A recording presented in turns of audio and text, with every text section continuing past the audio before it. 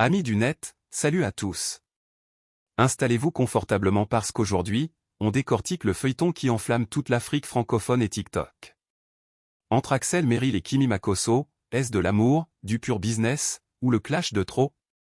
Entre déclarations enflammées, l'arme en live et l'ombre du général Camille Makosso qui plane, qu'est-ce qui est vrai, qu'est-ce qui est fake? On fait le point tout de suite. Mais avant de commencer, lâche un gros pouce bleu, abonne-toi et active la cloche pour ne rien rater. Pour comprendre la polémique actuelle, petit retour en arrière. Tout commence comme un conte de fées digital. Axel Merrill, l'un des artistes humoristes les plus influents, sort un morceau dédié à Kimi, la fille aînée de l'omniprésent Camille Makosso. C'est le coup de foudre des internautes, le clip cartonne, la complicité est magique, et le public valide direct ce couple virtuel. Pendant des mois, il joue sur cette ambiguïté. Mais la réalité finit toujours par rattraper la fiction. Alors, pourquoi ça a tourné au vinaigre? La polémique a éclaté quand la distance et la pression des réseaux ont commencé à peser.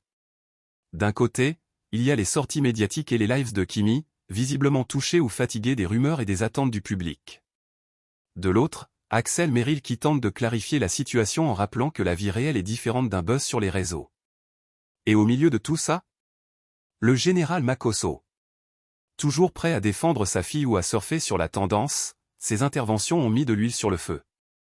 Entre les accusations de manipulation de buzz et les vraies blessures émotionnelles, la frontière est devenue très floue pour la communauté.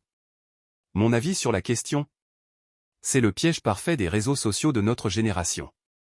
Quand tu crées un buzz basé sur une relation, le public s'approprie ton histoire. Le jour où tu veux reprendre ta liberté ou dire la vérité, le public se sent trahi. Axel et Kimi ont une vraie alchimie, c'est indéniable, mais mélanger les sentiments, la musique et la stratégie de visibilité, c'est comme jouer avec le feu. Et vous, vous êtes dans quel camp? Team Axel ou Team Kimi? Est-ce que vous pensez que c'est la fin définitive de leur complicité ou juste un nouvel épisode pour relancer le buzz? Dites-le moi dans les commentaires, je vais lire et répondre à tout le monde.